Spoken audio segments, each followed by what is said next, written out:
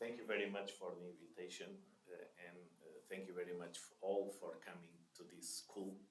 I hope is interesting to you. That's what we'll try to do during this day. So as you can see, the school is wireless power transmission for a sustainable society, because we'll talk mainly about how can we deliver energy to several activities. As you'll see, we'll try to do it as interesting as possible during the day. We have three speakers today, so I will start with a brief motivation. I will present some of the things we are doing in my university. And then we have Professor Naoki Shinohara, which is already in the room. Thank you, Naoki. That will give you also a very interesting overview of what Japan is doing in this topic. And I will say Japan is probably the country, and the group of Naoki is the more sustainable and group working on wireless power transmission for a long number of years. And then the last speaker will be Professor Valentina Palazzi, and she will give you some applications of wireless power transmission, mainly when related with sensors. So I think it will be a very good combination, hopefully. And feel free to throw your tomatoes if you don't like. Feel free to ask questions. I want this to be a very relaxed session, so feel free to interrupt if you don't understand something. And because we need to do some statistics, so we will have a piece of paper that will go around. We want to know mainly your name, your email, where you come from, and which commission, if you know, you are here or you are related with at URSI, so that we can optimize the next schools and give you more information on that. So to your email address. So we can.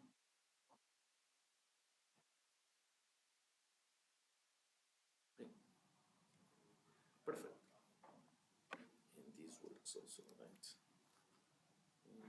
This one.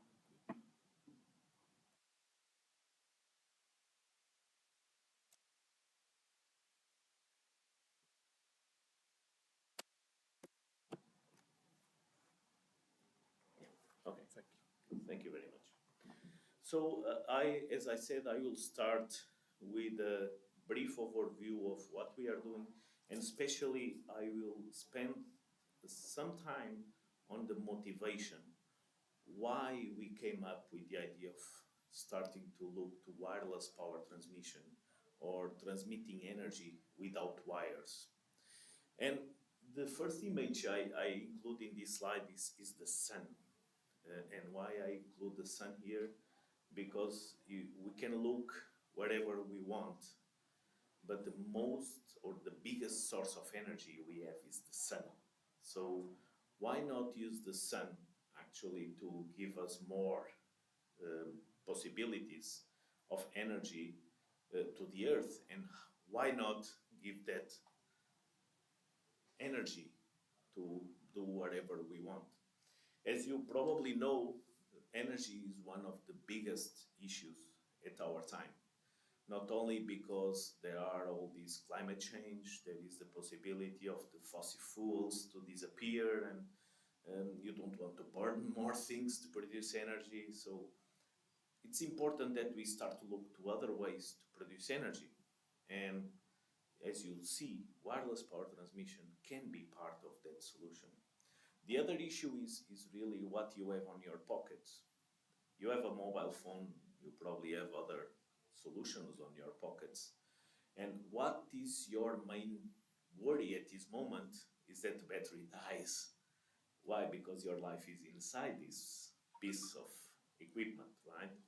If you go to a board, your boarding pass to come here probably was a digital boarding pass. Imagine that your battery dies when you are going inside the airplane. You don't have a boarding pass. Things like that is important. And I see mainly young people that use the phone a lot.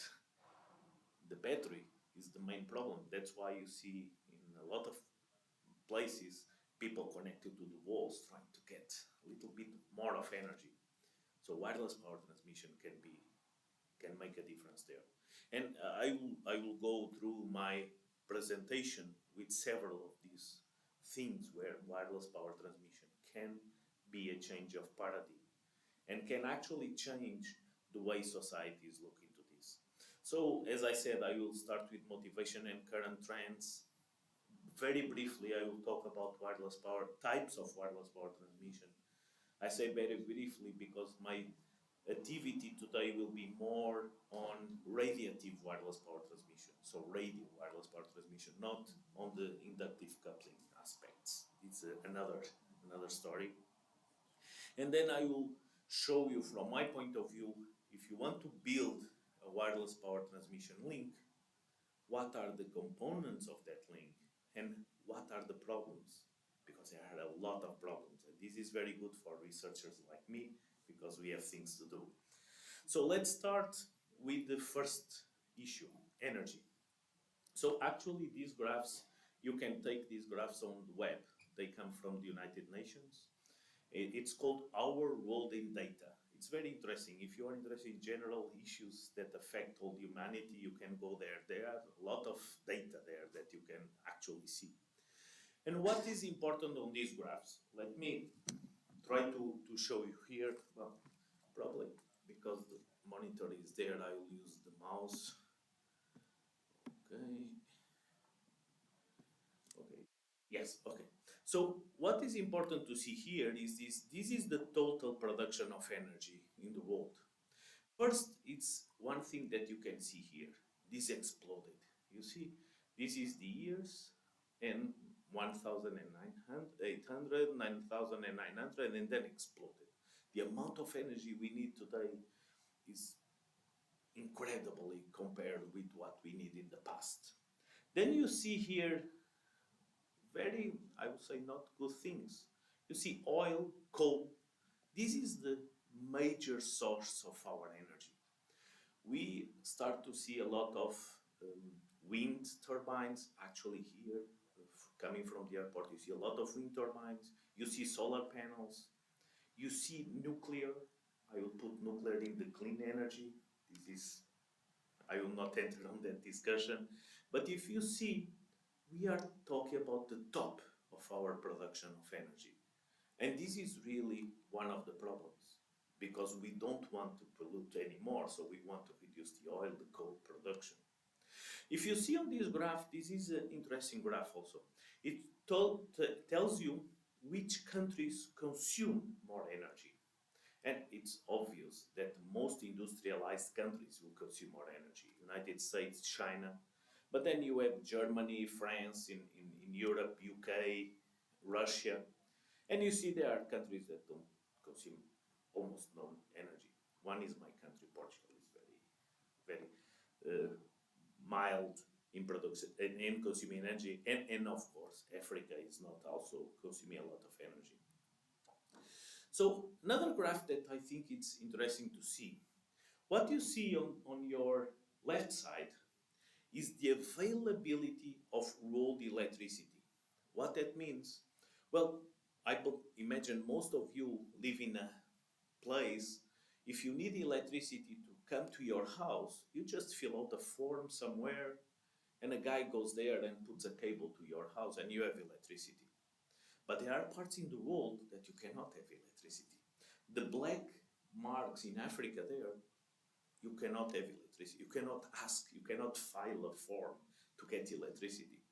And you can say, well, this is mainly a problem of the desert in Africa.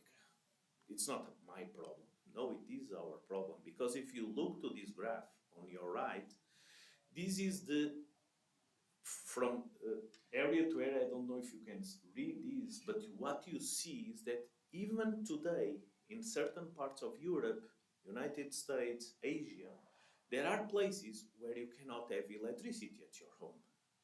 Or, let me put it this way, if you want to have electricity taken to your home, you'll have to spend a lot of money because they have to build infrastructure to take the electricity to your home.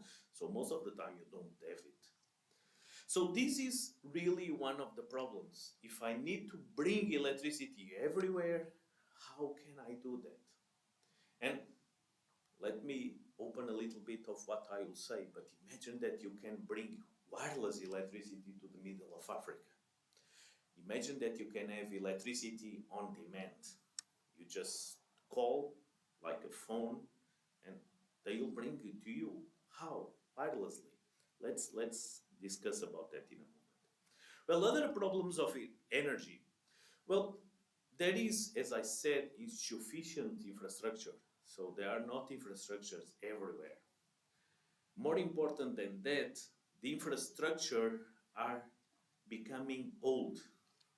So due to several problems, some is lack of maintenance, others are robbery. So people, especially in Europe, they steal a lot of copper on these power lines.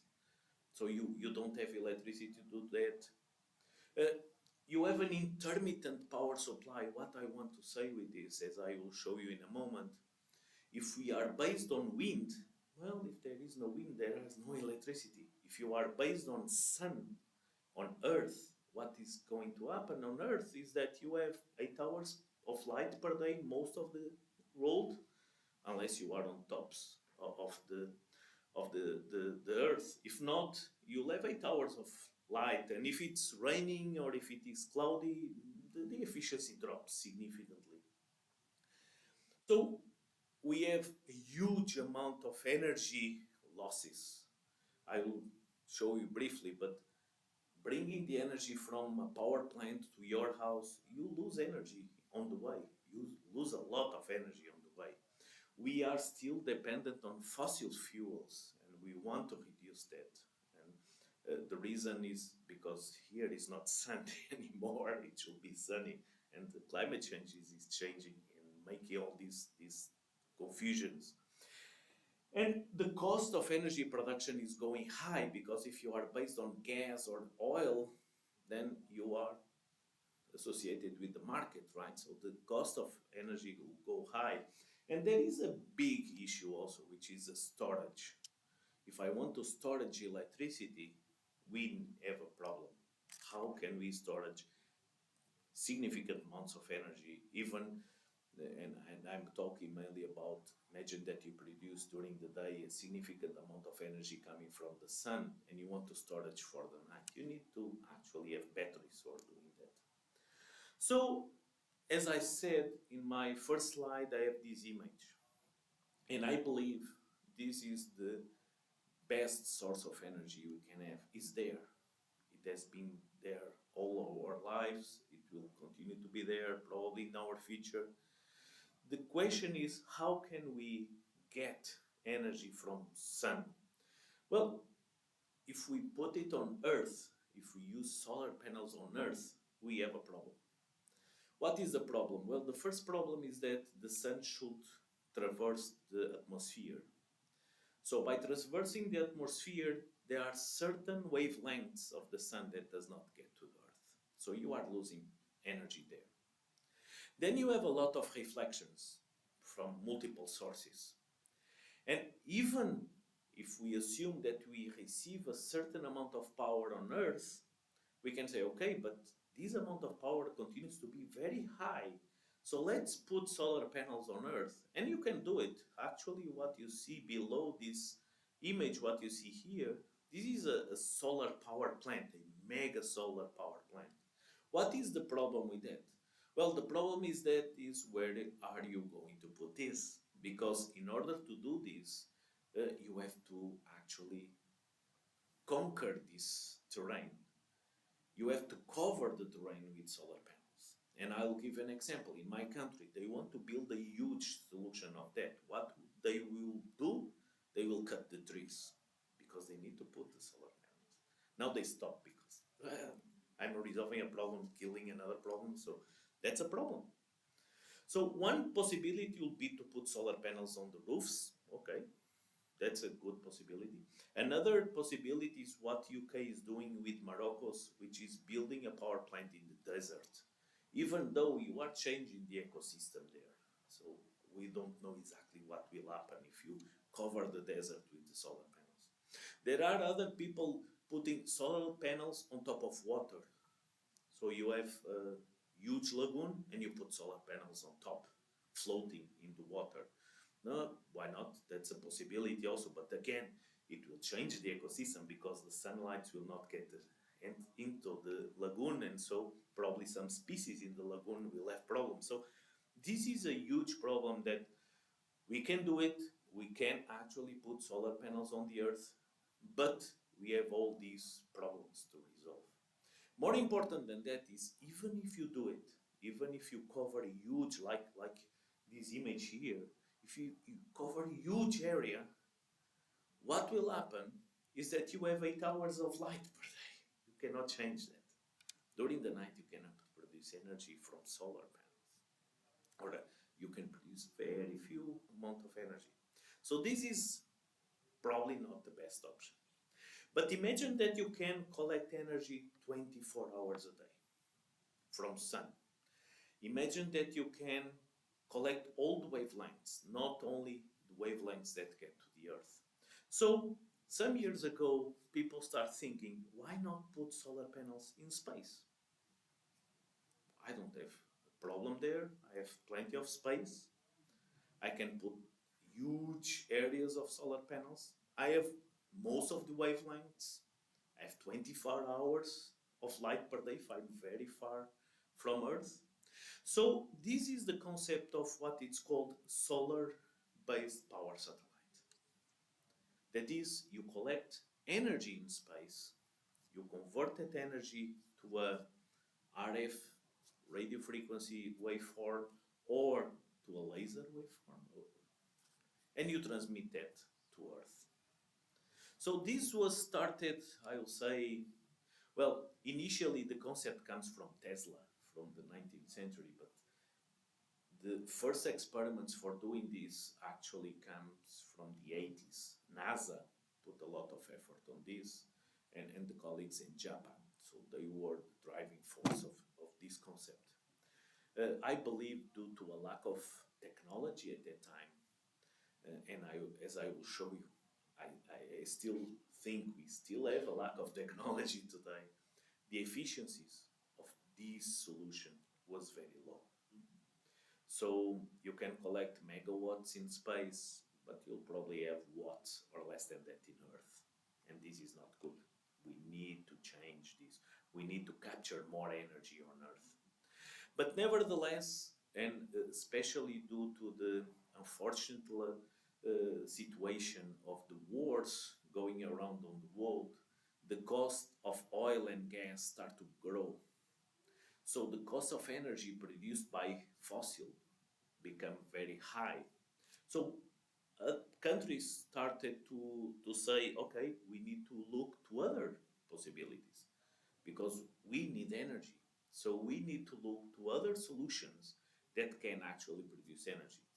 Let me put a comma here. I believe nuclear will be very important in the future for this problem. Nevertheless, what can we do rather than nuclear or fusion or so on and so on? So, as I said, NASA started in the 80s, then they stopped it completely, the program, and now recently the Naval Research Lab in the United States started again. Actually, now this program moved from Naval Research Lab to DARPA. So they started again looking to space-based power satellite, and they have a huge project with the university in Los Angeles, where they actually were able to show the first experiments of something like this on space. But others start to think, well, this is probably a good solution. So what I'm showing you here are two posters from the European Space Agency, where they are looking. They also start, and I remember that some years ago I talked with some colleagues from the European Space Agency, and one of the guys, director of the new research, said, no, wireless power transmission will never work on space. No, forget that. But now they actually open a major project. It's called Solaris. So if you are curious, you search Solaris, European Space Agency, and see a lot of information about that. and they are putting a lot of money there. The European Space Agency have a little bit different aspect because the other countries are focusing a lot to bring energy to Earth. The European Space Agency is looking also, and I will show you that at the end of my talk, how to bring energy to the moon surface and how to bring energy to the Mars surface because they want to explore other worlds. And this is also a possibility to energize some of the bases on these plans. Well, but there are others. So it's not only United States, Japan, and Europe. And as you can see here, China as a major activity. Actually, this is one of the first demonstrators of China on how to produce and transmit wireless power transmission. Japan, for sure, he has been there for several years now. He will talk about that in a moment. As I said, Europe has a major project now called Solaris in order to tackle that, and United States with DARPA. Actually, what I'm showing here is a photo of that Naval Research Lab that now, as I told you, moved to DARPA, where you can see actually a solar panel, then you have electronics inside, I will show you that, and then you can beam the energy down. And you see here, what is here is a CNN text, because some 2 years ago, I believe, Texas, which is normally a very hot place, had a snowstorm. And so energy disappeared from all the houses because the energy on Earth collapses in Texas. So they were thinking, imagine that you have a satellite up there that you call and say, bring me a beam of energy, and you beam energy to your house. It's a science fiction, I know, but it's good. So you can actually beam this energy to your house. That is energy on demand, and you can ask for that. And you can say, okay, this is very interesting, but it's a lot of science fiction. There are a lot of researchers around this will never happen, and so on and so on. But you can actually see one first company that is already selling solutions for doing similar things, not space-based power satellite. So this is a company, Emerald, based on New Zealand. What they want to do, they want to substitute high power cables. You know, these major high power cables that goes and bring energy from city to city. They want to substitute that. Why? Because these high power cables are responsible for the huge fires that happen in Europe, in US, in Canada. Why? Because the trees grow, touch the power cables, and you have a fire. So one possibility is we will remove the power cables, and actually this is one of their first. This is not real yet. This is a design, okay? But this is one of their first solutions. Nevertheless, if you look here, this is actually already, I don't know if you can see it well, this is a truck and you have an antenna on top. And what is this truck doing? Well, they are supplying energy in situations where you have earthquake, you have a catastrophe, you don't have energy, so you can bring energy wirelessly to a specific point using this structure. And in here you can see also their solution for, imagine that you want to build 5G mobile communication in the middle of a mountain, and you don't want to spend a lot of money bringing power cables there. So you can actually create a point-to-point wireless power link.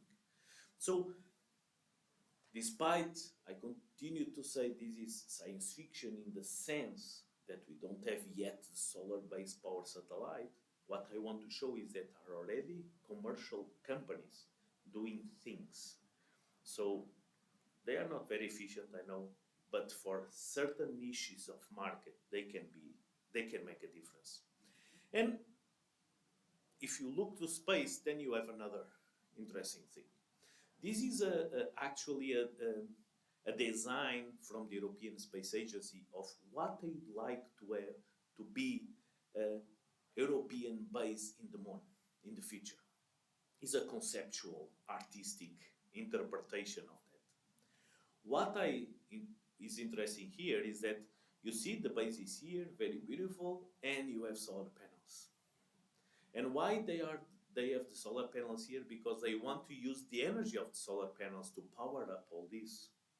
What is the problem? Well, in the moon is even worse than the Earth, because in the moon you have 15 days of light, 15 days of darkness. So if you use these solar panels, and you see a lot of solar panels here, the 15 days of darkness, I don't see here the batteries, because the batteries will be bigger than all these artistic drawing. So this is also one possibility for using space-based power satellite to bring energy to the moon. I will show you a project we have with the European Space Agency where we are foreseeing some concepts for doing this. Well, but as I said, this is the major thing, and that's why the governments of China, Japan, New Zealand, European Union, UK has its own program, the United States has its own programs. That's why all these countries at the government level are putting money on this, because they are worried that fossil fuels disappear or they cannot use it and they don't have enough energy. But there is a more simple thing, which is the day-to-day life, our day life. And when we start this talk, I told you, this is my problem.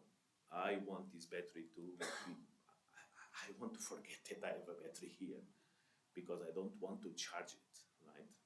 And if you look in the past, when you have to call someone, you use a phone like this. Well, probably some of you never use a phone like this. I did, and some of the ones that are here that did the phone like this.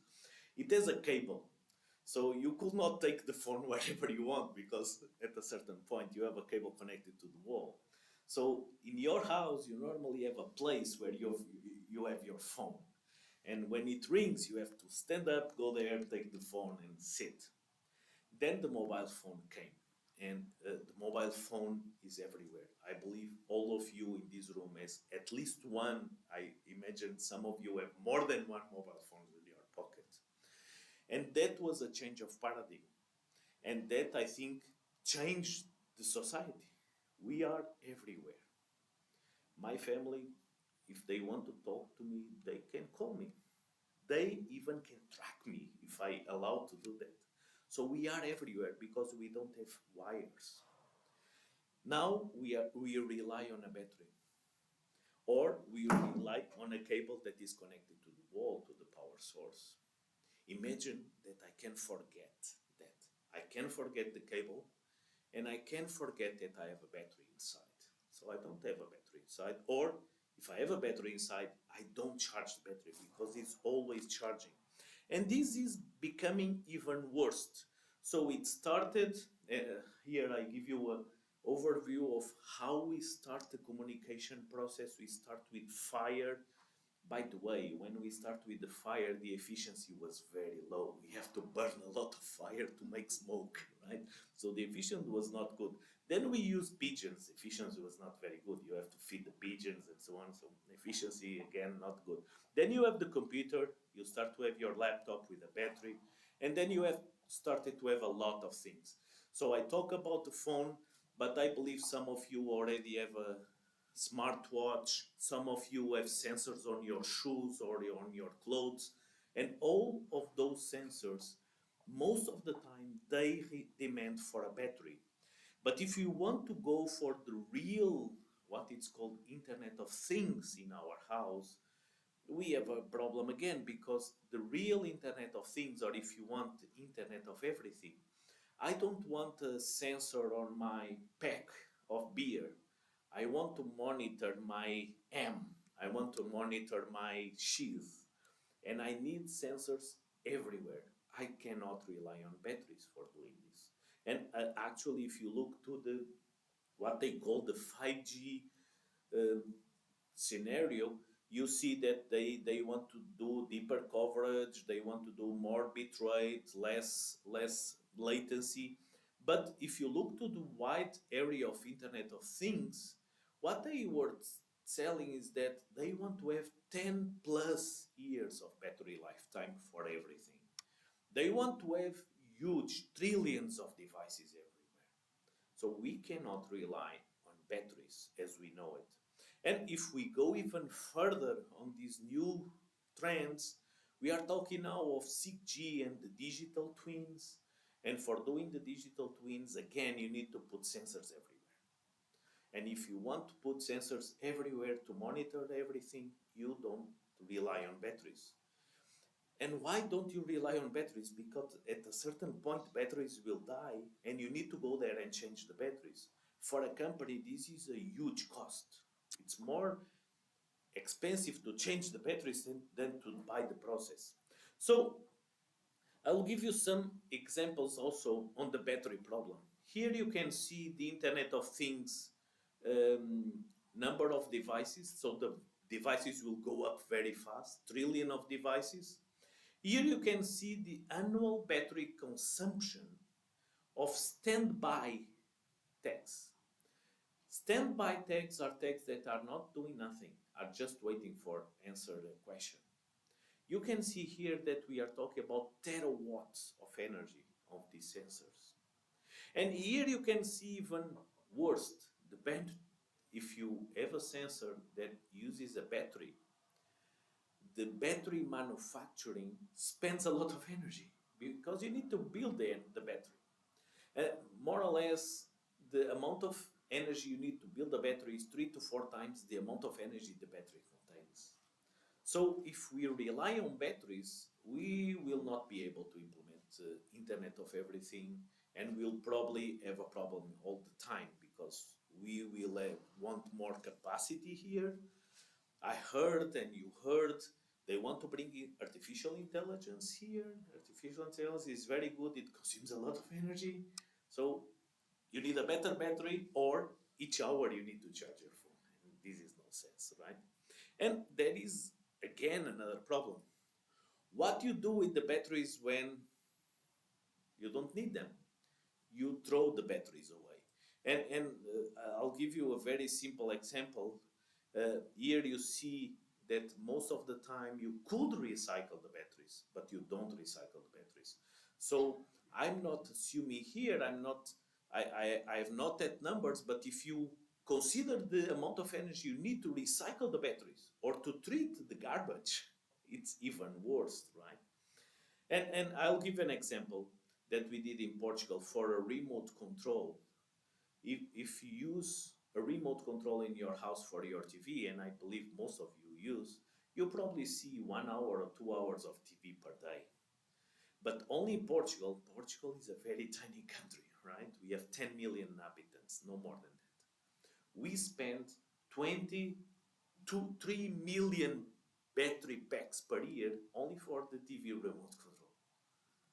Okay? And we throw them away because we don't reuse that anymore. And it's for nonsense, but you have to treat those things. And again, if you go and you see all the batteries you have on the world, we really have a problem. And the amount of time the battery survives is not very high. Here, what you see in this graph is for certain commercial applications, and depending on the type of battery I'm using, what is the lifetime of those batteries? And if you have a sensor, for instance, that only talks once per day, well, probably your battery will survive 10 years. But if you have a sensor on a door that opens and closes continuously, then probably your battery will survive less than 1 month or 2 months. So this is really a problem. We really need to throw these batteries away. We need to remove these batteries out of our loop. We should not rely on the batteries. And as I said, all these batteries will consume a lot of power to recycle them. So what can we do to actually change the batteries? Well, one thing that we can do, at this moment you have in this case I think is a 2 amp hour battery that I have here. Why? Because I want it to survive a full day. But imagine that you have like a Wi-Fi access point in this room. You have a wireless power transmission in this room, like a Wi-Fi access point. that is charging your phone continuously. So it's always charging. Probably I don't need a 2 amp hour battery here. I can reduce the amount of battery. Why? Because it's charging continuously. So I could potentially use a supercap. And by the way, for IoT sensors, I'm changing batteries for supercaps because I don't need a lot of power. So I can have these supercaps that charges very fast with Wi-Fi or whatever, and then you live forever. You can actually live forever. And this seems that, well, it's again science fiction. Well, it's no longer science fiction. So this is actually, you can search again online. Xiaomi is a Chinese manufacturer of phones, and this is available online. So they are actually, well, I did not see a commercial product, but they were advertising on their website. They were foreseeing a Wi-Fi-like solution that you can put in your living room, and all your devices will be charging continuously. And you can say, well, it's not a fast charger. No, it's not a fast charger. It's a slow charger, but it's full. It's 24 hours charger. And we have an even bigger problem. If you look to cars, cars are becoming electrical.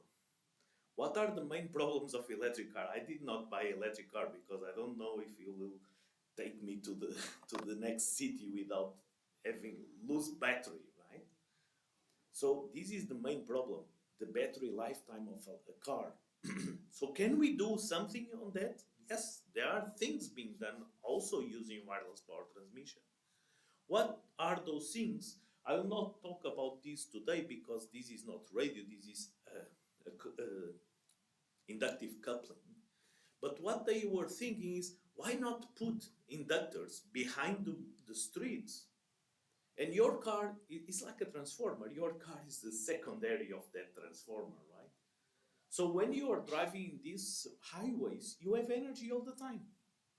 Do you need a battery? No, you don't need a battery. You have energy all the time.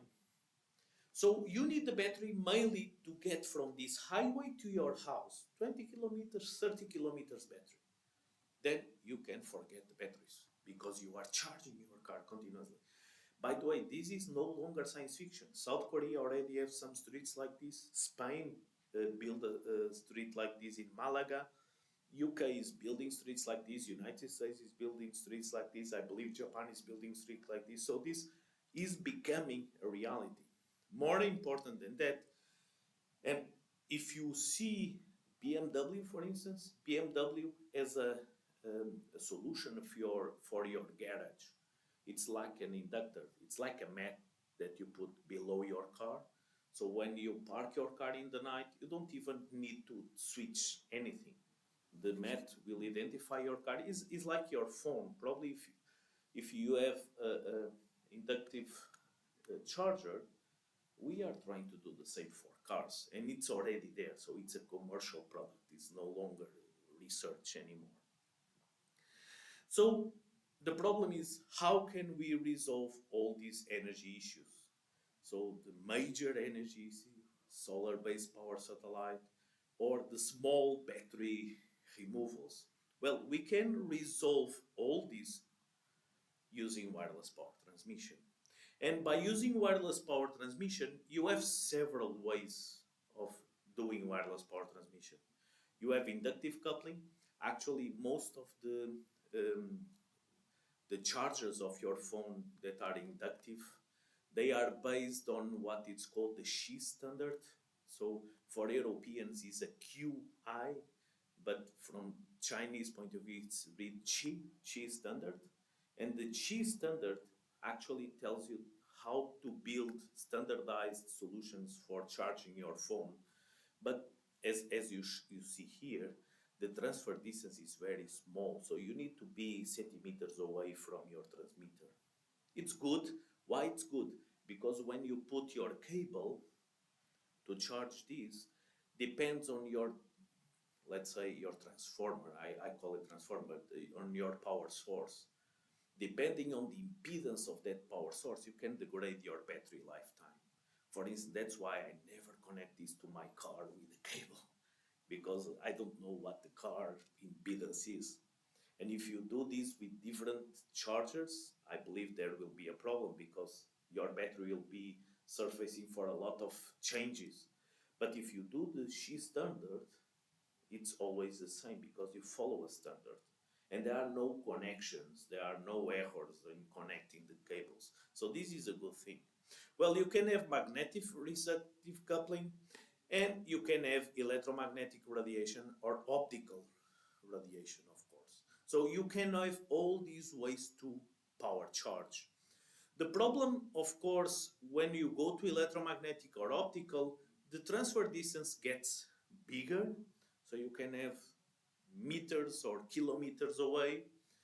Well, if you need a lot of power on the optical cable, it's not very good that you are in the middle. Okay, so this is a problem. The same thing with the electromagnetic situation. In this room, if I want to have a density of 10 watts in my phone, probably it's not very good for me. So this is a problem that we have to foresee how we are going to resolve that. That's another issue.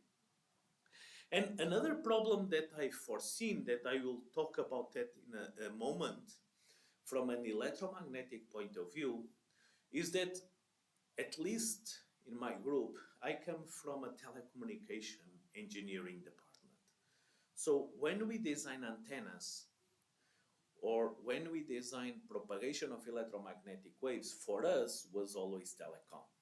And when you do telecommunications, you want to broadcast your information. And the problem here is that on wireless power, I don't want to lose energy. So I don't want my antenna to diverge electromagnetic beams. I want to converge electromagnetic beams. That's why optics is good, because you have a very tiny point. So this is actually one of the things I will show you today. How can we actually converge our electromagnetic waves to a certain point? How can we do not beams of energy, but focus of energy? And I think this is very important, because if you don't do a focus of energy, your energy will diverge and you lose energy everywhere. And how do you do a wireless power transmission link? Well, this is basic. You have a DC, you have an oscillator, you create an RF waveform, you put an antenna, you transmit the signal, you collect the signal, you have an RF to DC converted based on a diode rectifier, and that's it. It seems so easy. And it is easy. The problem is that in most of these, or I can go back, in most of these situations, what I want is to know the DC to DC efficiency. If I transmit 1 watt, I want to get 1 watt on the other side. But I don't get 1 watt on the other side. And this is the challenge. It's not on the system itself, because the system, I believe any undergraduate student will know how to do it. You can build it very easily. The problem is, how can we get the maximum efficiency out of this system? And again, here I'll show you a little bit more. So you have an oscillator. You normally use a power amplifier to increase your power. Most of the time I use an antenna array. Why? Because I want to have, as I said, a focus, or I want to collect more energy. I need another antenna on the other side, and then you have a rectifier on the other side, and you collect your energy. It seems easy, but even if you do the theoretical analysis, what you see? Well, you see that the efficiencies that you can foresee are very, very low. And they are very low because, well, first, the conversion from DC to RF is not 100% efficient. If you increase a little bit the frequency, you'll very easily you get 20%, and you are very happy with that. Then you have to transmit the signal. I put here the freeze formula to just say to you, don't work on the far field, because if you work on the far field, you lose the power. So you need to work far away, but on the near field. And you say, can I go far away in the near field? You can if you have a huge antenna, if you have a effective area, significant effective area, you can actually go far. but don't go to far field, because if you go to far field, you lose all your power. You cannot do that. And then you have your RF to DC converter. So you have your energy, you have to come back to DC, and that's the problem also. And that's where we come. So, as I told you, doing this is simple for all RF engineers, but you have these three bullets: DC to RF efficiency, RF to RF efficiency, and RF to DC efficiency. And this is, from my point of view, the challenge. The transmitter, the beam, and the receiver. We need to bring this up to 90% or more.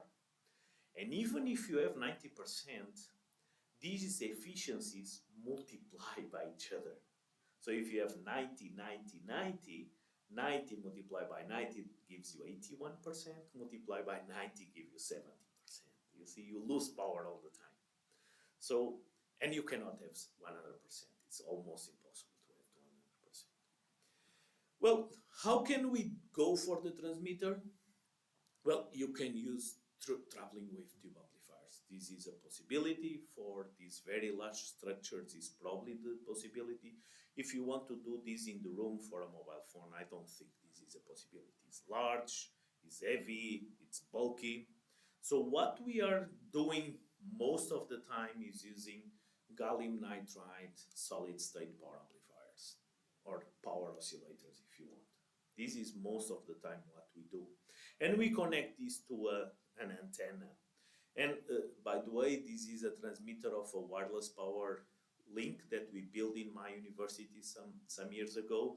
So I believe Naoki will talk about that, but we are using for most applications 5.8 gigahertz. And sometimes I will show you an example. We are now working also with the European Space Agency on 28 gigahertz. But as you see, this is mainly antenna array where each one of these pads is powered. So you can change the amplitude and phase of each element. So you can move the beam, you can focus the beam, you can do some of these things. Again, what is the problem? The problem is efficiency. And I don't have time here to go through that, but the most important device in a transmitter in terms of efficiency is the power amplifier. This is where you need to put all your efforts. How to optimize the power amplifier. And if you look, well, this is a traditional power amplifier, and you can have different classes of operation. As I said, I don't have time here to go to each one of these classes. What I want to show you here is the efficiency. This is the efficiency, unfortunately, I don't know if you can see, this is 100%, this is less. And these are the classes, class A, AB, B, C, D, and so on and so on. And what you see, well, if you have the class A, the waveforms are very pure. You don't have distortion, but the maximum efficiency can achieve theoretically is 50%. If you go to other classes, you can increase efficiency, but then you have distortion. And what is the problem of distortion? Well, you have to transmit this over the air. I don't want to create harmful signals for other solutions. So this is also a problem. How can we actually transmit your signal without creating significant power at your harmonics that will jeopardize your problems? So I will say power amplifiers have been, and this is a topic by itself for most of the companies, how to optimize the efficiency of power amplifiers with low distortion. But again, most of the works you see in the publications are thought for communications. And in communications, distortion is very important because you'll degrade your signal-noise ratio. In wireless power transmission, I don't care about signal-noise ratio. I don't have any signal. I just want to send power. So we have to think, and the community has to rethink the power amplifier, because again, signal-noise ratio is no longer a problem here. Well, then you need also to do calibration. This is also a very important topic. Why?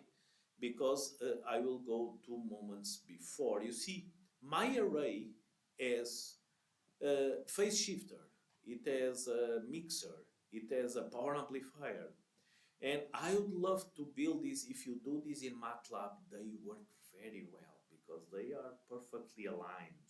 They don't have any problem. If you do this in practice, your power amplifier, one power amplifier has 20 dBs of gain, the other one has 90.9 dBs of gain, and it gives you 1 degree more of phase. So when you want to build a specific radiation diagram, you need to calibrate your system. Because if you don't calibrate your system, you design a phase alignment of all this and you don't know exactly what is being transmitted over the air. So this is also another problem we have when we are designing these systems. If you have an array, you need to calibrate your array before actually you start to build this. And normally we do this in the anechoic chamber. And then, of course, you have your array. This is an array we built with a PhD student in the university. And after it's calibrated, you can actually start to create your beams where you want, and you buy phase shifters and so on. And then you have your transmitter, and you start to power up your sensors.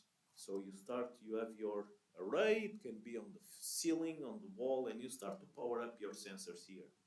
What is the problem? Well, the problem is that the sensors can be close to you, can be farther than you, can be moving in the room. And as I said, if you assume a telecom-based transmitter, you are spending energy because you are sending energy everywhere. So the energy each element can collect is small. What I would love to do is to focus the energy on this sensor and focus the energy on this sensor. So if a sensor is close to your device or is farther away from your device, you need to retune your beam each time to collect the energy there. So what we did, and most of the people working on wireless power transmission are doing this, you create a beam of energy for your sensor, but your sensor should have a pilot signal to say to the transmitter, I'm here and I have this amount of energy. So optimize your beam to actually allow me to get more energy out of your beam. And this feedback channel is very important. Why? Because if you have a small amount of energy on your sensor, you can even use a low power Bluetooth to do that. It's easy. But if you don't have energy in your sensor, how do you communicate back? So what we did, I think I have one image here. We did a backscatter, like an RFID type solution, where we send back, even if you don't have power, you can reply back saying, I don't have power, please send me power, and I'm here. So this is also a very important topic. So as you see, we start with an oscillator, a power amplifier, an antenna, and a diode. Now I already have a feedback channel. I need to do angle of arrival to know where my sensors are. I need to do a lot of other things to improve the efficiency of this system. And for doing this this is what I was telling you. So my sensors should start to tell my transmitter where they are and how much power they need, so that my transmitter can optimize the link and the focus of my sensor. So I'll go fast on these solutions. And as you can see here, you actually can tune each one of these antennas, and you can create these beams of energy that changes shape. And as you will see, there is another important issue. As I will show you, you have a rectifier on the other side, which is mainly a diode. So you receive your signal, you rectify your signal. There is a point of input power that gives you maximum efficiency of your rectifier. So if I'm close to my sensor, if I'm away from my sensor, the amount of energy I need is different in order to have the maximum efficiency of the receiver. So sometimes my transmitter is not sending all the power it can send to your receiver because it's overcoming your rectifier, you see? So you need to play with the input power also of your receiver. So this is something that you can do, and I believe, for instance, machine learning techniques, artificial intelligence can actually be used in these solutions on the transmitter side. You can bring more intelligence to transmitter side. so that you optimize in each point of the charger, you optimize your transmitter in a certain point. And as I already showed this, and when you do this, as I said, you actually need to go back and tell the transmitter, I'm receiving this amount of power. So backscatter is a possibility.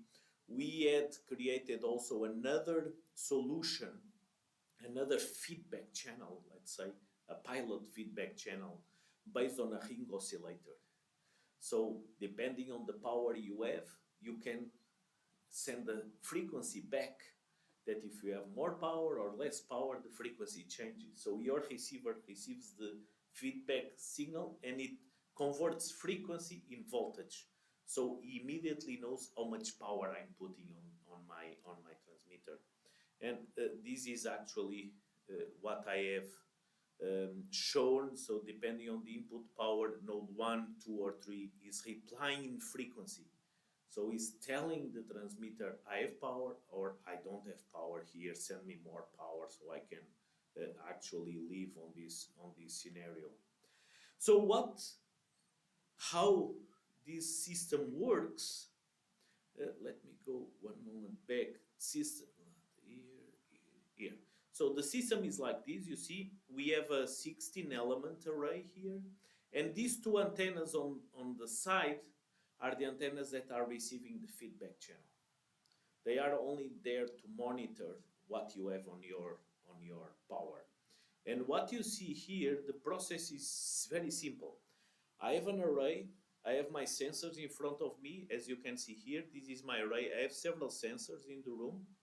And what I'm doing, I'm doing a scan. So I covered all the angles. I'm doing this with my antenna, going back, and I'm saving on a memory of my transmitter. For each beam that I send, I receive a feedback channel. If I don't receive a feedback channel, means no sensor is in that angle. If I change another angle, if I receive a feedback channel, I know there is sensors there, and I do this, and I save. So the second time I will go, I know in this angle there are no sensors. Don't use that angle. Second angle, I have a sensor, so use that angle and stay there until I see the feedback channel going up in frequency. If it goes up in frequency, it means that it has more power. As soon as I have the maximum limit, I will change to another angle. So I'm doing two links. One is mainly to identify which sensors are in front of me. Second step is to actually power the sensors one by one. And the second step takes a long time. The first step is very fast. And here you can actually see the feedback channel coming back to me depending on the sensor and depending on the amount of energy I'm using.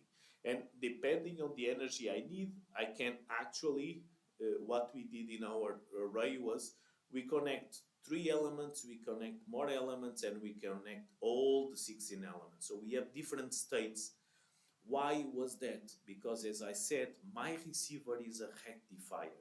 A rectifier has a maximum of efficiency at a specific input power. So if I'm close to the transmitter, I don't need a lot of power to get that power. If I'm far away from the transmitter, I need more power.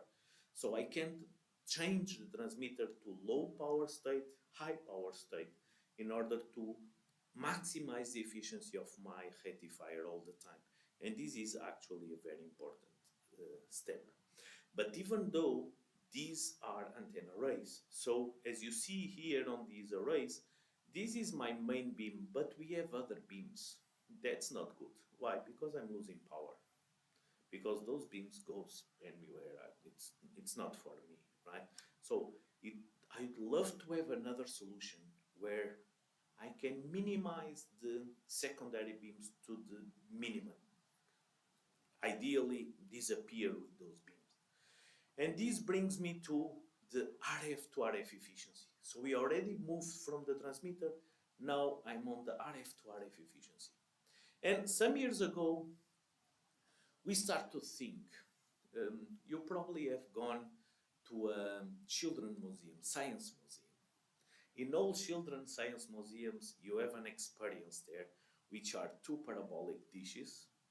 And normally you have the father and the kid, you put the kid on the other parabolic dish, and you talk on the focus of the first parabolic dish. And the kid is very happy because when he's on the focus, he can hear the father. But if he moves away, he doesn't hear nothing.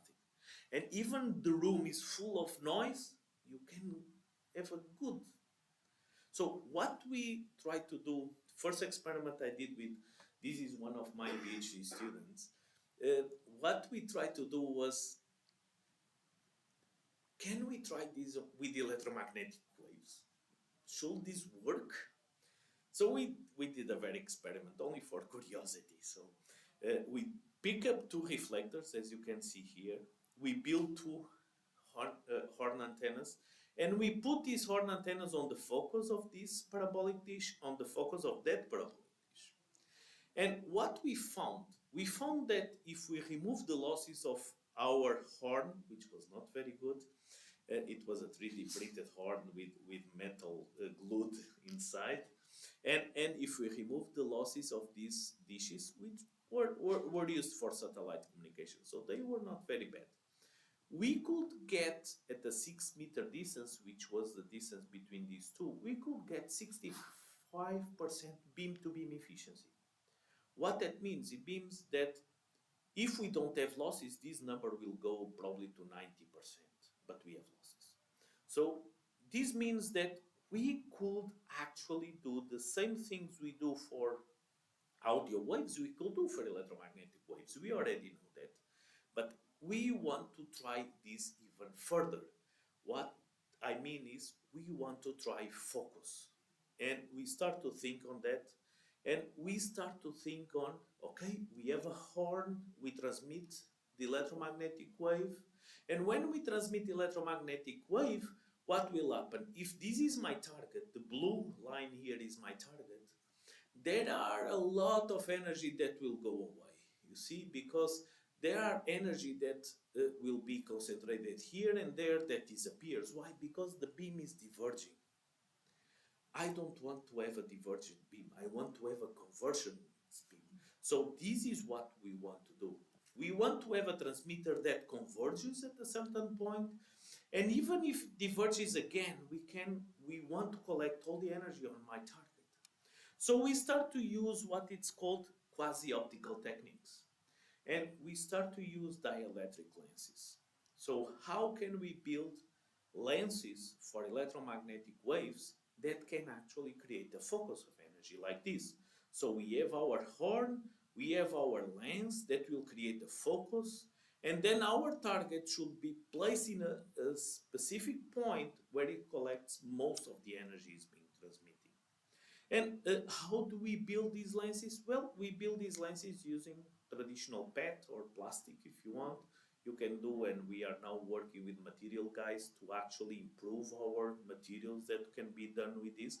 And these are some lenses that we can use.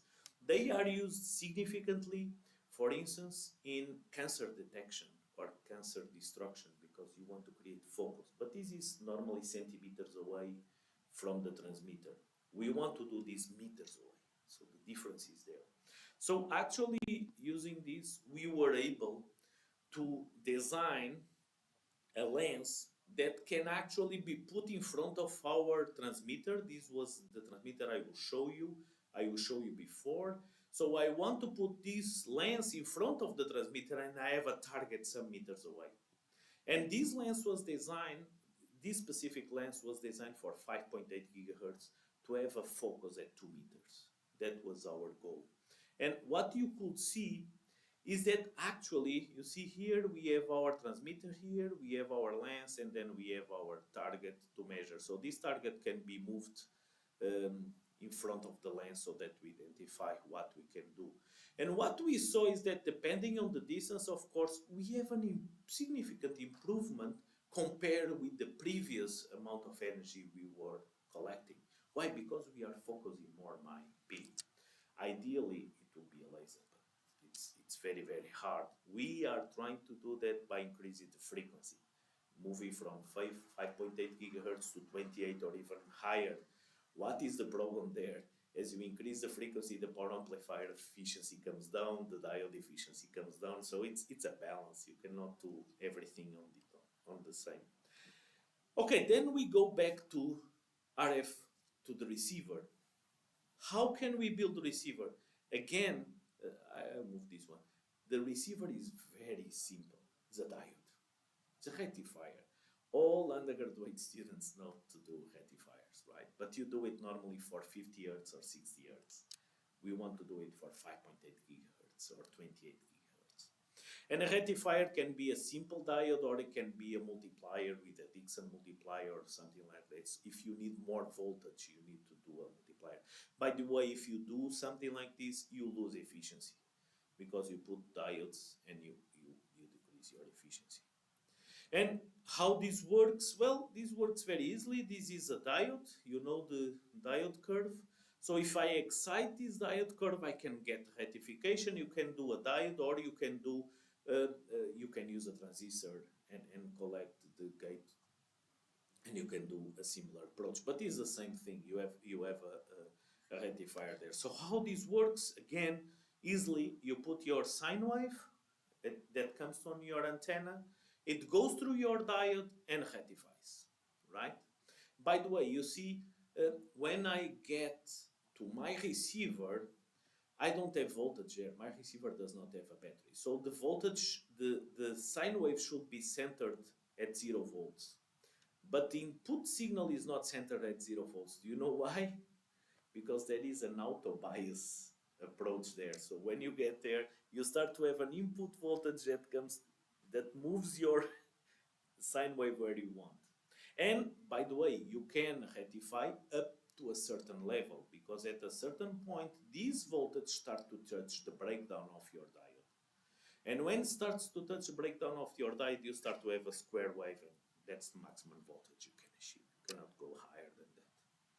So what was the problem here? The problem here is that this diode is not ideal. It's not the MATLAB diode, right? So this diode does not go up in 0 volts. It would be nice if you have 0 and up, you have there like that. More important than that, this is not a vertical line. It has a certain slope. This is due to the internal resistor of your diode that you have there. So for very low voltages, if you have a very low voltage here, what will happen? The low voltage will not go to the knee of your diode. So that's why this RF to DC converter have very bad efficiency for -10, -20, -30 dBm. The efficiency is very bad. The efficiency is good if you go high in power until you touch breakdown. Then you have the maximum efficiency. But if you go down in power, you have a problem. So we start to think, how can I go faster to this knee? Well, you can change the technology, but the best you can have is probably 0.3, 0.2 volts of the knee. You cannot go lower. So how can we increase this efficiency? By changing with the input waveform. So we come up with this idea. Instead of transmitting a sine wave to your diode, we transmit a collection of sines. So we have a lot of sines. So we have 3 sines, for instance, or 10 sines. And by doing this, if you synchronize your sine waves, they will add in voltage, not in power. So they have low power, but they will have very high peaks. And by doing that, creating these high peaks, I will show you how to do it, you can actually go over the knee of your diode very fast. And if you go over the knee of your diode very fast, you can increase the efficiency. And this is what we actually did. So here you can see you see 1 tone, which is a single sine wave, 2 tones, 4 tones, 60 tones, 64 tones. And you see the voltage goes up, and the same happens with a single diode or with a voltage multiplier is exactly the same. What happens is that, for instance, when you go to 64 tones, the voltage comes down, so the efficiency comes down. Why? Because when you have very large number of tones, the peaks are so high that start to touch breakdown. And when you start touch breakdown, you die. You cannot even go even more than that. So this is actually some of the things we did with several of these approaches. And you can see here that we can have one diode, several diodes. Well, this depends on your application and on the amount of voltage you need and so on and so on. And the question now is, how do I design these multi-signs? And this is a curious situation. You can do it in MATLAB to see. If you add sine waves, and I'm saying, for instance, 5.8 gigahertz, 5.8.001, 5.8.002, so they are very narrow band, but they are different sine waves, you see. If you add them in MATLAB and you make the phase of each one of them random, the voltage you have at the output is like this, is like a noisy signal. But if you put them all synchronized, so the phase relationship between them is zero, they will add at a certain point of time and then they come down. They will add and they come down. So you create this, what it's called max peak to average power ratio. So you have a high peak and nothing, a high peak and nothing. Why these high peaks are important? Because you stress more your diode. So you go harder on the nonlinearity of your diode.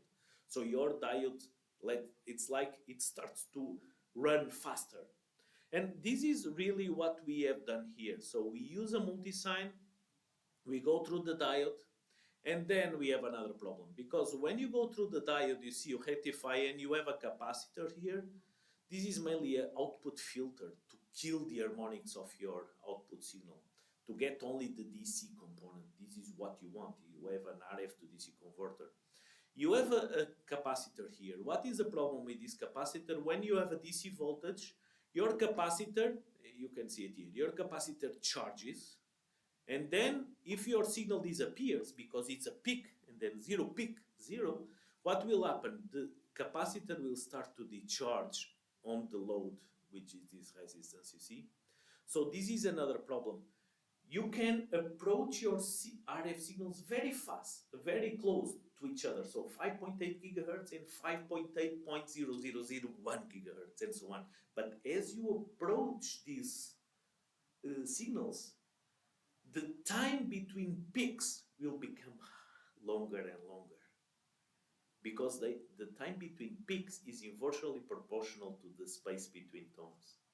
So this is a problem because if these peaks are very long in time, the capacitor will discharge a lot, which means that you lose efficiency. So when you are designing these multi-signs, it's not only important to design the input, to look to the input, but also look to the output and try to design the best, let's say, pass filter approach that does not allow your capacitor to discharge so much. And again, I already showed these images. Here you can see actually, here you are seeing the voltage increase. Here you can see the efficiency increase. And the green one is the 64, I believe. No, the 64 is this one. This is the two-tone is this one. This is the 4-tone, 16-tone, and 64-tone. As I said, 64 comes down because it starts to touch the breakdown. And this is really a problem when you start to touch breakdown. Well, just I have very few slides to go, but just to tell you that you can create multi-signs using FPGA and create the baseband signal and then up-convert it, or you can create a multi-sign by using different oscillators and synchronize them together. And actually, some years ago, with some colleagues, we did some of these oscillators that are mod loc oscillators. That is, you start one oscillator, then another oscillator comes and connects to that one. A third oscillator comes and connects to that one, and you can create the oscillations like this. I will not spend a lot of time discussing this with you, but just to tell you that this is actually able to actually power and increase the efficiency even more. Well, but as I said, when you have one tone, this is your waveform, right? Your amplitude is constant. When you have a two-tone, two signs, you have a waveform like this. When you have three tones, you have a waveform like this. Four tones, you have waveforms like this, if they are all synchronized, of course. And as I told you, this is not good, because when you go to 64 tones, 100 tones, you have voltage here that will go harder into your diode, as you can see here, but you also touch breakdown because you have negative voltage. Because when you add sine waves, they are equal on the positive end on the negative side. So we start to think, well, can we do another waveform that does not touch breakdown, only goes to the diode, to the positive side, and not go to the negative side? So we start to play with harmonics. So instead of having sines close together, we bring harmonics to the loop. So that's why I wrote here dual band, because I need to design an antenna and a rectifier that rectifies fundamental and second harmonic. And by playing with second harmonic, you can actually design waveforms as this one here. You see, you have a very high positive peak, almost no negative peak. So they are asymmetric in voltage. So you can play with the phases of second harmonic to create this. And why is this important? Because, well, of course, this will give you a more complex design, because this input matching network to your diode should be dual band, fundamental and second harmonic. But then you can actually increase even more your efficiency on this situation. Again, this only works for low power. If you go to high power, you touch breakdown. It's irrelevant. So if your RF to DC converter is working at reasonable values of energy, 10 dBm, 20 dBm, 30 dBm, this doesn't work. So adding more signs doesn't work. This only works for very low power. Why? Because you can excite nonlinearity harder than if you use a single sine wave. That's the only way you can do. So it's good for Internet of Things. I will say it's not very good for space-based power satellites and things like that. And of course, the idea is that you can collect and you can energize a lot of these things, a lot of the different applications. And it will be also interesting that I show you mainly point-to-point wireless power transmission. It should be nice if you can do selective tracking and power adaptive system for sensors that move around, right? And things that you can try, for instance, Professor Manusten said is trying a lot of these Rothman lens, but laser metrics, to do these switch beam antennas that can create focus everywhere. So this is a possibility. And more important than that, if I want to have a system, if I want to have a sensor that goes around, it would be nice that I can have multiple transmitters. And if you have multiple transmitters, then the complexity increases even more. Why? Because since I'm doing this focus of energy, I want to guarantee that the focus of energy that comes from one transmitter and from the other transmitter does not cancel each other. So they need to have that information to improve the efficiency that will go to the receiver. So in that case, it's very important that my feedback channel can actually tells me what can be done, and the architectures to those transmitters are much complex, because you need a synchronization between them. You need to receive information of how much power you are delivering to your receiver, and so on and so on. And I'll give you another example of two examples of things that we did with this, and this will close my presentation.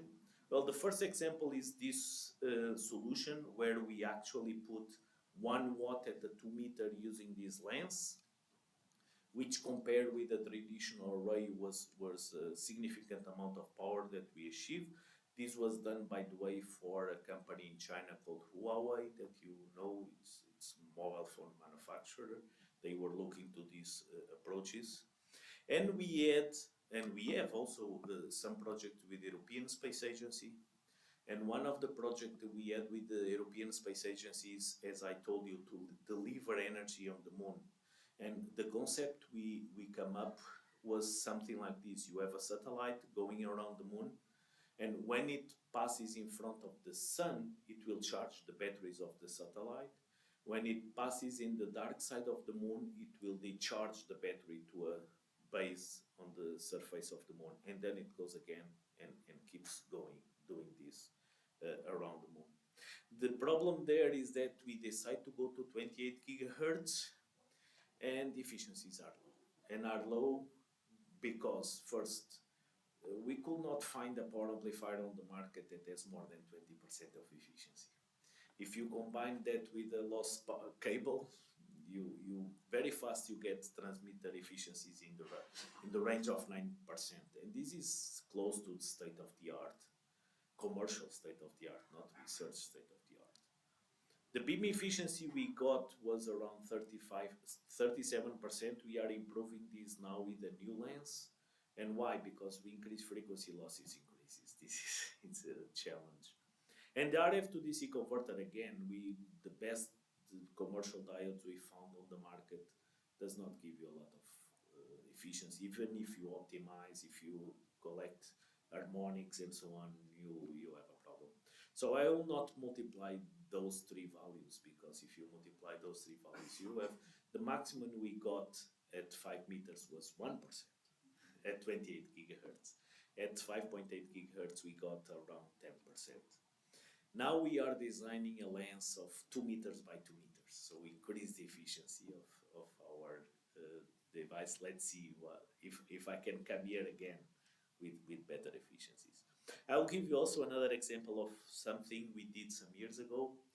We have that problem. We are spending 28 million batteries on this remote control. Can we actually remove that batteries out of there? And we did it. So we thought a little bit, and what we did, we used RFID chips, and we designed a network that when we click on a chip, it will answer with a specific code. So actually these are our new remote controls. You can see here 1, 2, 3 button remote control. This is a 5 button remote control. This is a 4 button remote control. So how this works? We have a RFID chip that is powered by wireless power, of course. We have this chip with a switch. The switch is always on. So if you don't switch the chip, the RFID chip is short circuit, so nothing happens.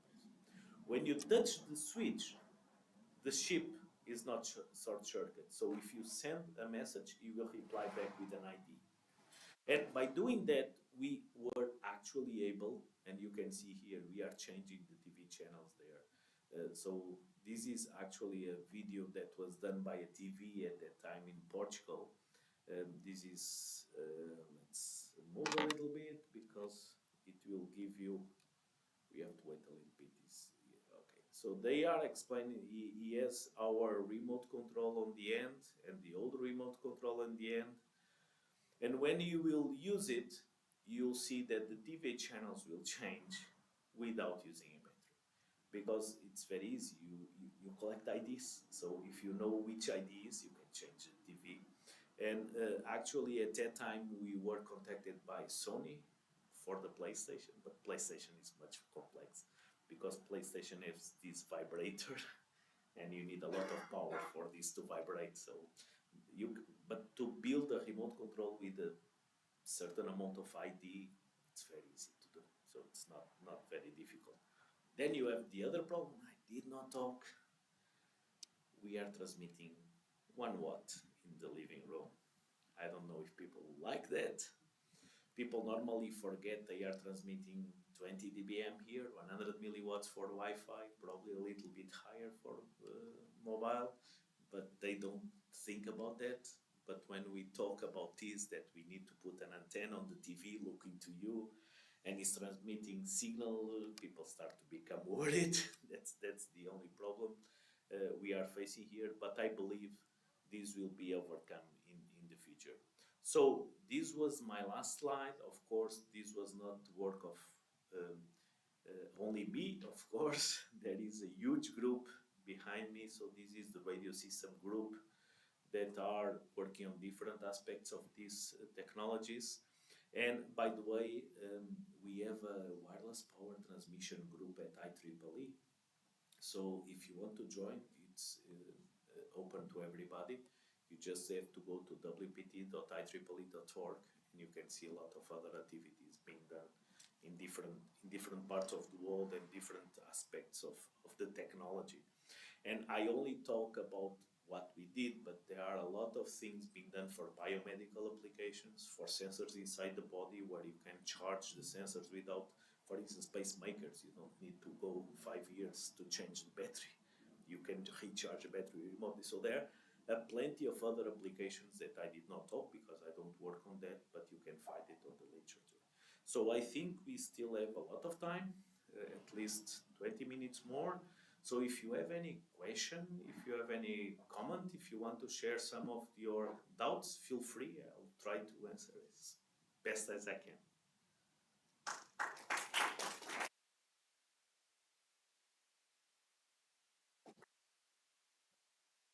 Yes, please. There is a mic if you want to use it. Thank you very much for a wonderful presentation and very insightful knowledge. I have two simple questions. You mentioned near field versus far field, and you naturally were in favor of the near field. So when you talk about near field, I wonder if you're referring to the type of near field we have close to the antennas, in which the waves are not entirely transverse electromagnetic, and there is a component in the direction of propagation. So should that have been the case, Yes. what kind of attention should be paid to the antennas or the transducers which should respond to the near field type of signals? That's one. The second question is, you gave a very nice insight into the rectification process and all the application of the waveform techniques with the idea of increasing the amplitude beyond the need of your rectifier. That was very insightful. I was wondering, in that discussion, you were mainly thinking of um, half-wave rectification, and your concerns about the peak on the other side hitting the breakdown voltage. I was wondering if a full rectification at the expense of increasing more diodes Yes. would be another direction to think of. So if you could shed light on the two issues, I'd be very grateful. Thank you very much. Thank you very much. Probably, yeah, you raise a very important topic. What near field means. So I will say what we are working now is what it's called a Fresnel zone. So we are using radiative, not reactive solutions. If you are in the near field, you have a reactive solution also. So your receivers react to your transmitters also, and you have a coupling there. We have not done nothing on that field. So let's say the near field in that concept is not only radioactive, it also includes reactive. We are working on the Fresnel zone, so it's the zone before the far field, but it's no longer reactive. So there are no longer a coupling between the transmitter and the receiver. And in that situation, if you increase your effective area, if you increase your frequency, you could potentially get this focus of energy. This is what we are trying to do. I don't have the knowledge to work on the near field. There are a lot of colleagues in my university working on these novel method materials for, I I'll say close range receivers to the transmitters. I'm very skeptical on that, and this is another discussion we could have because I'm very practical. My students, one of my students is here in the room, knows that I want to go to the lab all the time. They show me very good results on CST and MATLAB and say, okay, let's go, build it. And then I believe on what you're saying. Because this is really what I've not foreseen, and I had long discussions with some colleagues of metamaterials, that is, there are so beautiful results published, but I never saw for reasonable long distances, let's say, metamaterials working as they claim. And this is something that I would love to do. With this colleague of mine, we have a common student now. And the student is getting crazy because he's a very theoretical guy, a very practical guy. So we bought 5,000 diodes, right? I think it was 5,000 diodes because he wants to build this metamaterial structure with diodes. So he's trying to build a solution that, but I don't believe it will work. That's the thing. But what I'm saying is that when I talk about near field, and probably I'm not being very precise, I'm talking in the Fresnel zone. So the near field that is radiative, but there are no coupling between the transmitter and receiver. If you go for that, probably you can get good results, but I don't know if the distance will be reasonable enough for what we want to do. The other question you asked was a full wave rectifier. The losses will increase significantly. We have tried that.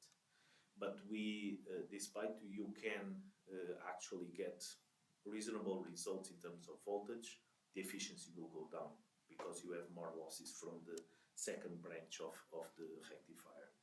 So we gave up from that. Even that multiplier, you saw that, the Dixon multiplier, most of the time we do one step, so 2 diodes. Because if you increase more, you increase the losses. Again, your voltage will go up. So for certain applications where you don't need efficiency, but you need a significant amount of voltage, for instance, we designed some what it's called wake-up radios, where you actually use an RF signal to wake up a microcontroller. Then you need voltage. Then you use a multiplier because efficiency is not a very important deal there.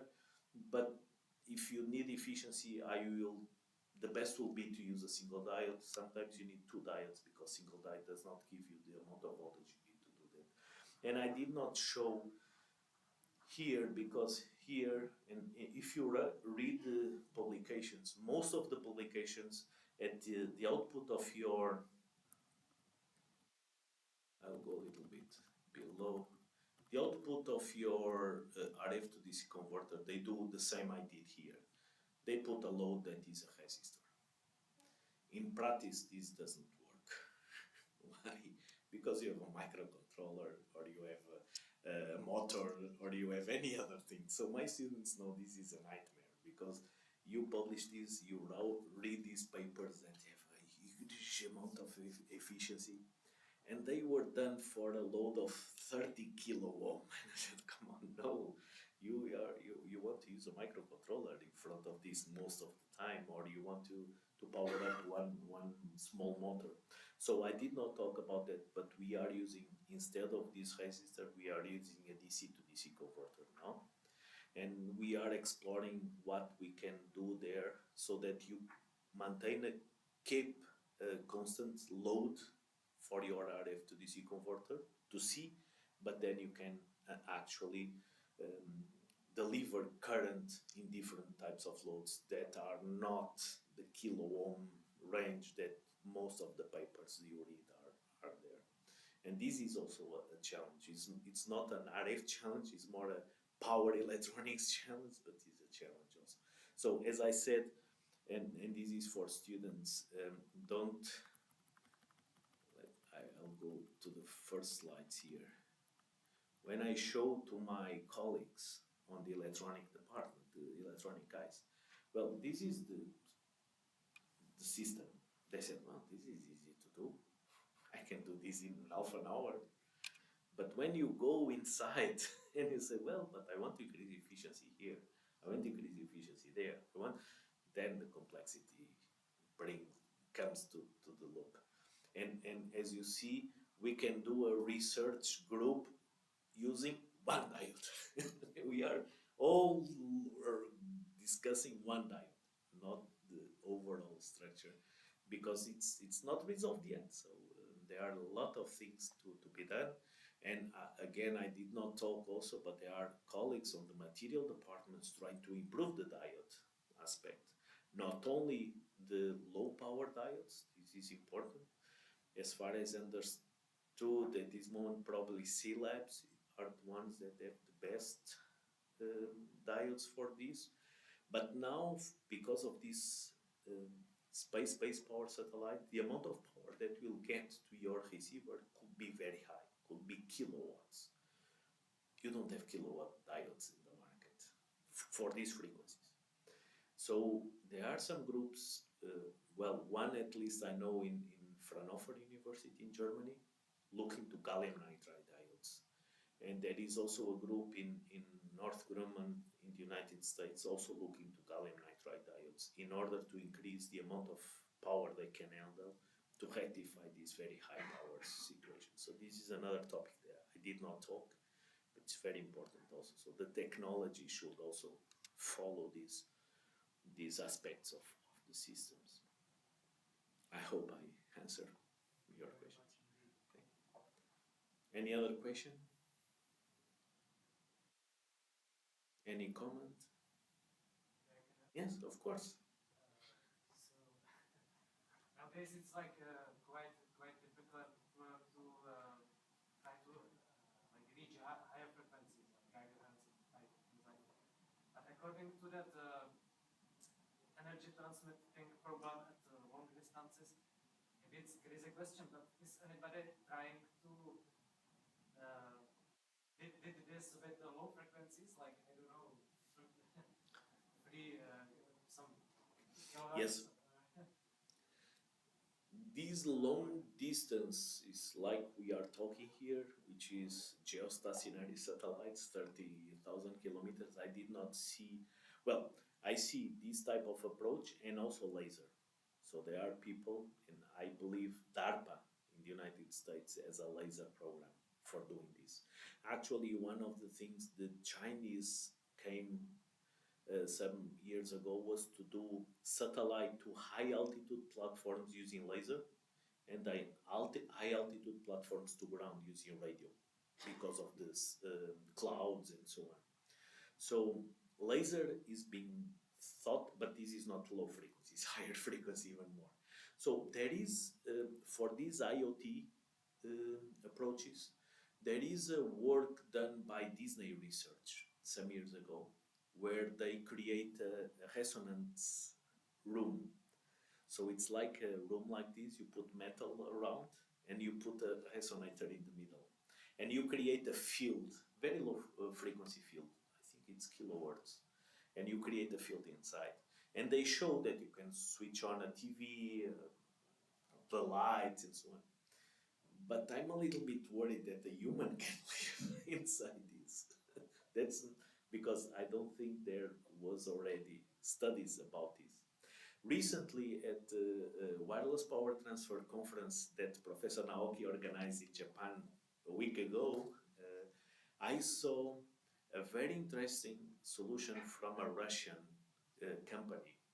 They were using, it's like two coils, one on the ceiling, one on the ground. Again, they were using kilohertz again. And the concept was similar. So they create a magnetic field inside the room. And they were showing that you can power up these devices. But they were talking about kilowatts being broadcast there. Again, it's good, it works, but we are humans. Can we live inside? Can we not live inside? That's the question. But for these applications, so these type of solutions are being thought. The only issue I see is that we need more studies on the impact of humans or animals of these type of fields, because I don't think there are already significant studies on that. But I think it's also similar problem with laser, like when you are shooting laser from orbit to Earth. Yeah, It will be well, also harmful for some yeah. group. When you see the presentations of the laser guys, they always say they have a laser curtain. What is a laser curtain? So they have the high power laser, and then they have a range or an array of lasers around, very low power. And what they say is that if you cut the laser curtain, they will disconnect the middle high power. So they have a protection like that.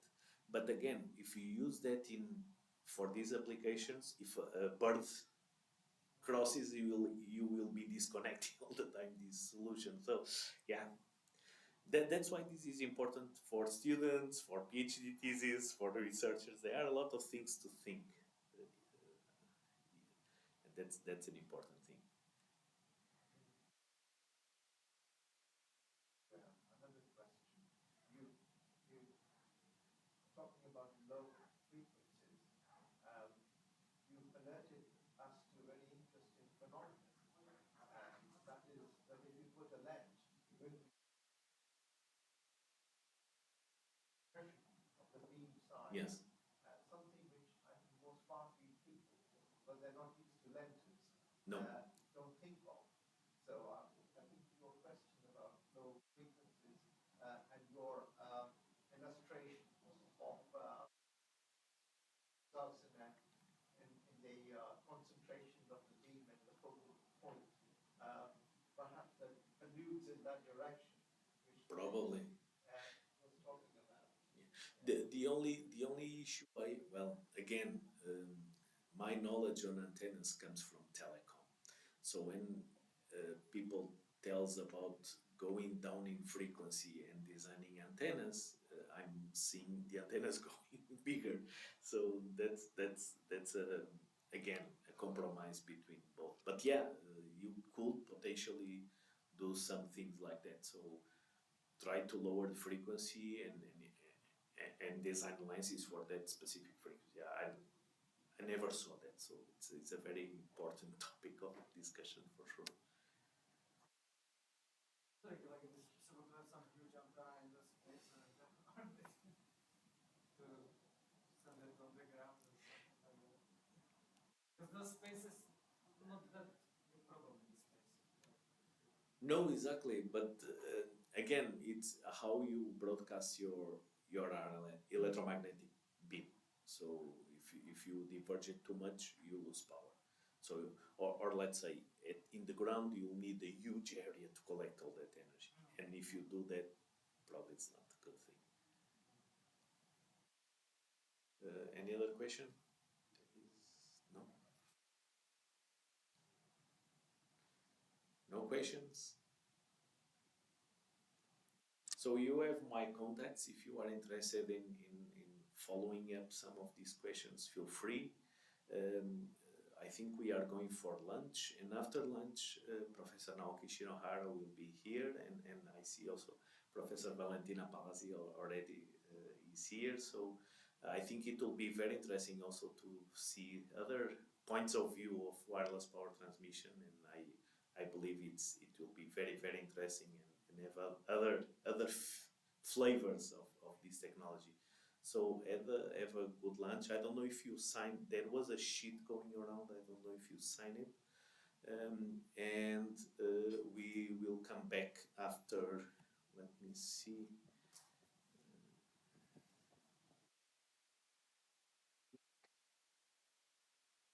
Come back at 1:40 for the talk of Professor Naoki Shinohara. Thank you very much.